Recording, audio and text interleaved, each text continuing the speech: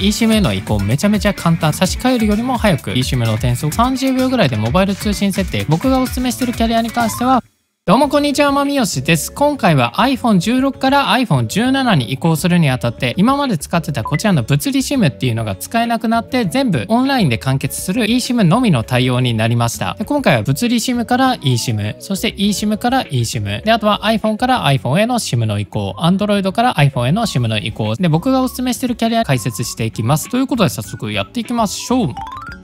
まずこちらは両方とも iOS26 最新の iOS にした iPhone になっています。来週の火曜日水曜日ら辺に iOS26 は一般公開されるので iPhone に移行する前にそちらにアップデートしていくのがおすすめです。そうしたらまずの僕の回線環境なんですけども、今回移行する SIM に関しては楽天の株主優待無料で 30GB 使える SIM ですね。これはちょっと癖者です。そして POVO、こちらは eSIM で今使っています。こちらを今回移行の方をしていきます。最初は iPhone のデータ移行でやって Android の方とかもこの動画の後半で紹介していきます。そうしたらまずは今使ってるスマホ単体でできるやり方紹介していきます。まずは iPhone の設定をタップして、ここの中のモバイル通信をタップ。そうするとここに自分の使ってる SIM っていうのが出てくるので、そちらを選択します。そうするとこんな感じで自分の電話番号とか 5G の設定とか出てくるんですけども、こちらを下にスクロールしてあげると eSIM への変更っていうボタンが一番下に出てると思います。今回楽天の株式優待の SIM に関してはこちらは対応していません。POVO とか楽天とかでも多分出ると思います。そうしたらそちらの eSIM に変更ボタンをタップ。そうすると最初に契約したネットワーク暗証番号を入力っていう画面になるので、そちらの4桁を入力していきます。そうするだけで元々入ってた物理 SIM から SIM の情報を抜き出して eSIM 化することができます。でその eSIM 化したものに関してはこの iPhone16 から新しい iPhone に移行するときに自動で移行するっていう設定ができます。という感じでほぼ eSIM 化したみたいな感じで思っておいてください。とりあえず iPhone 単体での物理 SIM の eSIM 化の手順はそんな感じ。そうしたら続いてはこれが一番一般的になると思うんですけども、もともと物理 SIM だった場合でも iPhone データ移行するときに同じ手順でできます。そしたら新しい iPhone を設定していきます。初期設定を続けていくと隣に置いてある iPhone で新しい iPhone を設定っていうのが出てくるので、こちらで下の続けるをタップ。Face ID で認証。ここの青いぐるぐるを古い iPhone で認識します。で今回は eSIM の移行のやり方だけ解説するんですけども、データ移行の方法とかあとは初期設定の動画も別で動画作るので、興味がある方ぜひチャンネル登録もお願いします。そしたら自分用に設定で OK。前の iPhone のパスコードを入力。自分の家の Wi-Fi に接続していきます。でそうするとデータを転送っていう画面になって、ここで iCloud からダウンロードではなく iPhone から転送でデータの方を転送していきましょう。これは続けるで OK。データ転送完了しました。他の iPhone 再起動後にこのデバイスから電話番号を転送できるようになります。もしかしたらこのタイミング以前と変わってるかもしれません。復元完了、続けるで再接続中。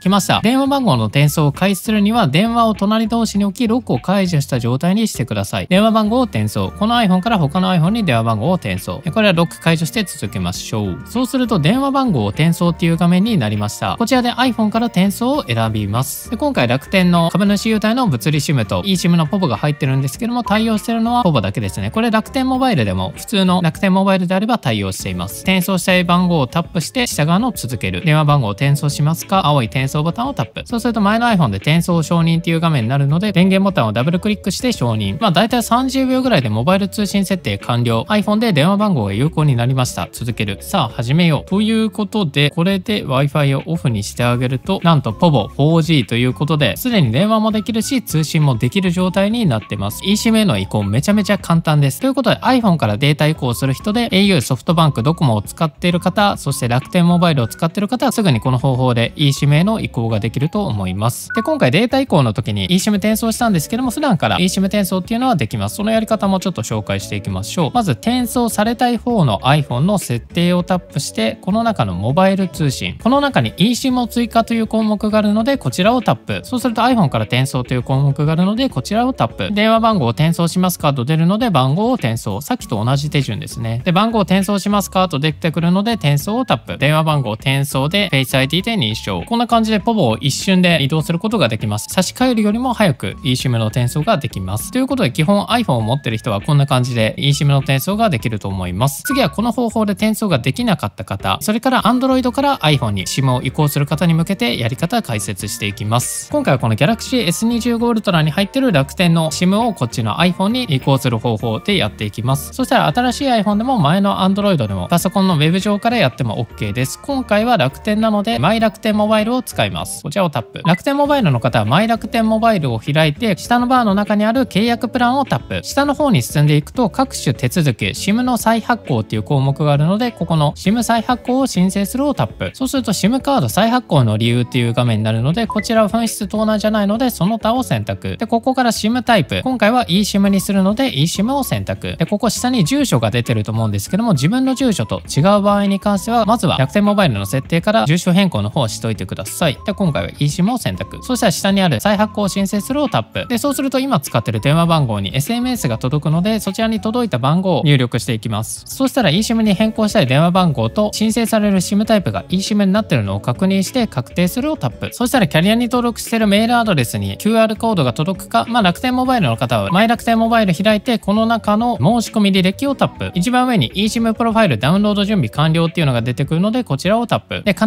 ず新しいスマホで開通手続きをタップ。前のスマホで下にある開通用 QR コードを表示で QR コードを表示して新しいスマホで読み込むでも OK です。開通用 QR コードを表示を押すとこんな感じで QR コードが出てくるので、そうしたらこの QR コードを iPhone の設定をタップしてモバイル通信、さっきと同じように eSIM を追加をタップ。ここから QR コードを使用があるので、こちらをタップしてここから QR コードを読み込んであげましょう。この QR コードで読み込めばさっきと同様に eSIM をこちらの最新の iPhone に入れることができます。で今回 Android から転送っていう項目が新しく追加されてたので、ちょっとこちらやってみます。楽天の回線 Galaxy に戻したので、この状態で Android から転送をやっていきます。Android から転送をタップして続ける。でこちら QR コードを Android のカメラアプリでやるとこんな感じで URL が出てくるので、こちらをタップします。古い iPhone に iOS26 ベータ以降が搭載されている場合は新しい Android デバイスに eSIM をワイヤレスで移行できます。でちょっとこの Android から転送についていろいろと調べてみたんですけども、こちらはね今のところ日本では対応してないっぽいですね。対応してる通信事業者アメリカとドイツのみになってます。これ日本でできるようになった場合っていうのは、こちらの QR コードを Android で読み込んであげて、そうすると Android に電話番号が出てくるので移行をタップしてはいをタップ。そうすると iPhone 側に移行されるっぽいです。ただ今のところはこれ日本では Android から転送できないっぽいので、やっぱりこういったマイ楽天モバイルとかマイソフトバンク、マイドコモとかそういったところから eSIM を再発行してあげるのがおすすめです。再発行手数料に関してはほとんどが無料になってると思うので、そちらでやって eSIM を新しい iPhone に入れてあげるのがおすすめです。こんな感じでちょっと手間はかかるんですけども、問題なく eSIM に変更することができます。で結構格安 SIM とかを使ってる方に関しては今回のやり方でできないっていう方も出てくると思うんですけども、そういった方はもうキャリアを変えちゃうのがおすすめです。で僕がおすすめしてるキャリアに関しては2つ、楽天モバイルとポボになります。まずはポボの方から紹介していきましょう。ポボに関しては僕は今サブでポボ、メイン楽天モバイルにしてるんですけども、10月になったら両方ともポボに乗り換えようとしています。なんでポボにするかというと、まずポボに関しては基本使用料無料になります。こんな感じで今0ギガってなってるんですけども、この状態でも超低速なんですけども通信自体はできます。なのでテキストメッセージぐらいだったら無料の状態でもできる。でそしてポボに関してはトッピング、自分の好きな容量の分だけ課金して使用するっていう形なんですけども、これいろいろありまして、例えば僕の使い方にめっちゃ合ってるのがこのデータ使い放題1時間、1時間の間は無制限でデータ通信できますよっていうのが110円で、1日330円とか3日間790円、これ旅行の時とかいいですね。週末3日間使い放題790円だったりで、あとは普通に使う場合に関しては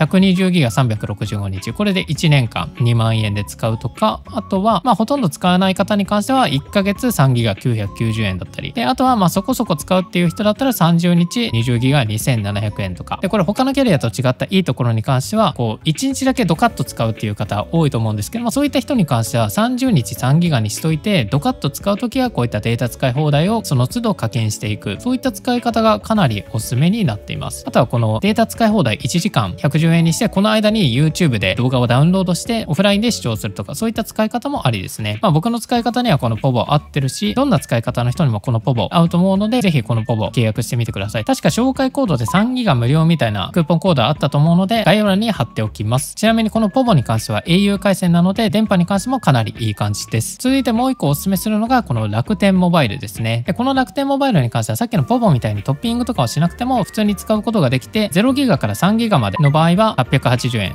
3ギガから20ギガの場合は1880円。20ギガを超えた場合っていうのは100ギガ使っても200ギガ使っても1テラ使っても月額2880円になります。税込みだとこんな感じ。なので自分でトッピングする手間とかもないし、めちゃめちゃ大容量の通信をする人とか、あとは月によって使い方が違うとか、そういった方も重量課金制で最大が3168円になってるので、そういった点でもいいポイント。テザリングとかで使う人にもおすすめですね。で、あとは楽天リンクっていうアプリ経由で電話することによって通話料も無料になったりします。で、あと概要欄に三木谷リンク貼っておくんですけど、そこから契約することによって MNP だと確か12000楽天ポイントもらえたりするので、かなりお得に始めることができます。そんな感じで楽天めちゃめちゃお得なプランなんですけども、1点だけ弱点がありまして、それはやっぱり電波ですね。つながりやすさは土地によります。ただ田舎だからつながりにくいっていうわけじゃなくて、田舎でもつながりやすいところもあるし、つながりにくいところもある。都心の方だと地下鉄とあとはビルの高層階とか、そういったところでなければ基本的につながるんですけども、高層階と地下鉄でよく使うっていう方はこの楽天ちょっと微妙になっています。容量とか手軽さを重視するんであればこの楽天モバイル、電波を重視するんだったらポボがおすすめです。なので eSIM 化できない、そして今使ってるスマホ代が高いっていう方はこの楽天モバイルかポボにしてあげるのがおすすめです。ということで今回は物理 SIM から eSIM、そして eSIM から eSIM で、あとは iPhone から iPhone への SIM の移行、Android から iPhone への SIM の移行を解説してみたんですけども、いかがでしたでしょうか。こんな感じで iPhone の設定動画だったり選び方の解説、他にも最新ガジェットのレビューしてますので、ぜひチャンネル登録、そしてグッドボタンお願いします。以上、バイバイ。